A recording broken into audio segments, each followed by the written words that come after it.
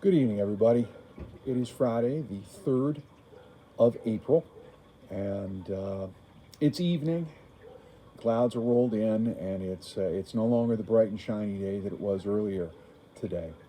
Um, this is later than I had hoped, partly because I've been having some computer problems today. I spent a lot of today watching news conferences about what was going on, and then I got totally sucked into this computer issue.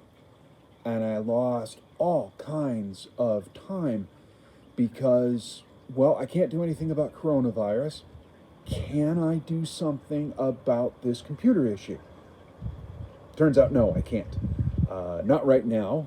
I'm trying one of the oldest computer problem cures in the book, which is turn it off, leave it off for a while, and then turn it back on. But it was one of those things. I'm consumed with worry. What will it prevent me from doing that I can't work on my laptop, that I cannot do the work that I was wanting to do today? And I was consumed with worry, and it turned into anxiety and eventually to surrender, which is what it should have been all along. The Bible talks about surrendering our problems to God. There are many verses that talk about surrendering our problems to God, large and small, because the large ones, well, we can't do anything about them, so we put them into His hands. And the small ones, those tend to be the ones that we think we can work with, that we think we can do something with. A lot of times we got to put them in His hands just as much as the big ones, because we lose our minds on them. We lose our focus, we lose our concentration, and we lose our ability to actually solve them. And so we turn them over to the Lord. And I was reading some verses on surrender, and Philippians 4, verses 6 and 7 say, "Do not be anxious about anything, but in everything, by prayer and supplication, with thanksgiving, let your requests be made known to God.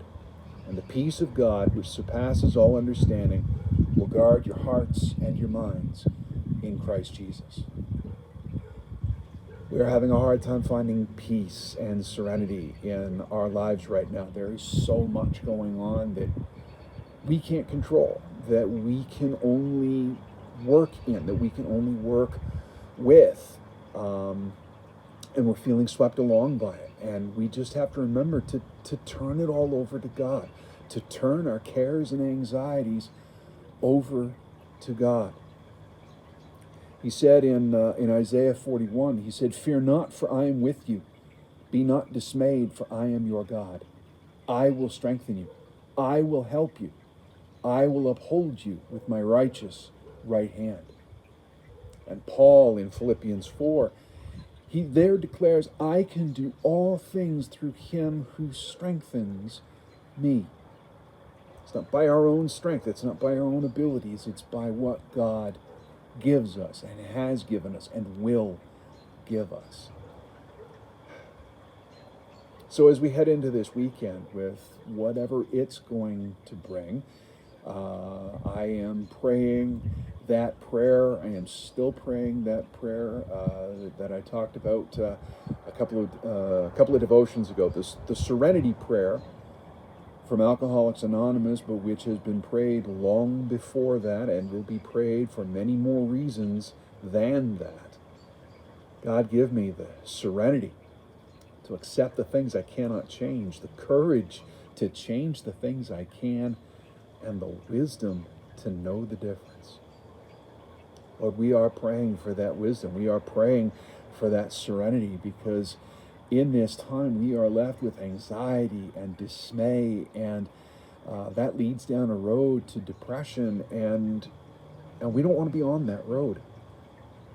We want to trust in your Spirit. We want to trust in the blessings of your Spirit. We know that one day our doors will open again, and we will be able to gather, and we will be able to praise and worship as we stand beside one another, as we sit with one another, as we hold one another. But God, until that day, give us peace and calmness in our hearts, and remind us that your love is for us forever and ever. Amen. Sunday is Palm Sunday.